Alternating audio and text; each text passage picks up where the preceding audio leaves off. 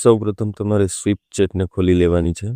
ત્યારબાદ અહીં તમને દેખાય છે ઉપર બોટ્સ અને એપ્સ શોધો, ત્યાં આપણે ઓકે દેવાનું છે. ત્યાં ઓકે દઈને આપણે લખવાનું છે CET લખવાથી આપણને કોમન એન્ટ્રન્સ ટેસ્ટ આવી જશે, જે જ્ઞાન સાધના અને કોમન એન્ટ્રન્સ ટેસ્ટ બંને એક જ ચેટબોટમાં આવે છે. આ પરીક્ષા લેવામાં આવે છે રાજ્ય પરીક્ષા બોર્ડથી, પણ તેની હોલ ટિકિટ અને રજિસ્ટ્રેશન આપણે સ્વિપચેટના માધ્યમથી કરીએ છીએ. તો ત્યાં તમારે ઓકે દેવાનું છે CETમાં. હવે અહીં તમારા 4 ટપકા ઉપર ઓકે દેશો એટલે તમને ઘણા બધા મેનુ જોવા મળે છે. હોમ મેનુ, એડિટ રજિસ્ટ્રેશન અને ચેન્જ મીડિયમ.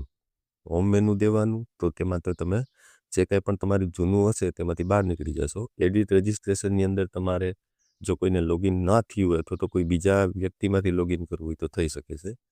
અને ચેન્જ મીડિયમમાં આપણે ભાષા બદલાવી શકીએ છીએ. તો આપણે અત્યારે હોમ મેનુ દબાવીએ છીએ.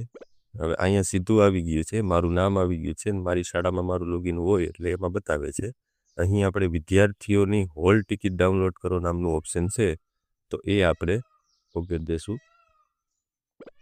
અહીં ઉપલબ્ધ ધોરણોની યાદીમાં ધોરણ 8. હવે અહીં આપણે 2 ઓપ્શન જોવા મળે છે, એક ધોરણ મુજબ હોલ ટિકિટ અને બીજું છે વિદ્યાર્થી મુજબ હોલ ટિકિટ. તો આપણે ધોરણ મુજબ હોલ ટિકિટ ડાઉનલોડ કરી લઈશું.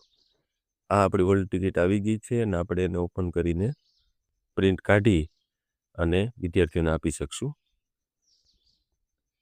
અહીં તમે જોઈ શકો છો કે અહીં આપનો ફોટો ચોંટાડવાનો છે અને તેના ઉપર આચાર્યના સહી સિક્કા કરવાના છે.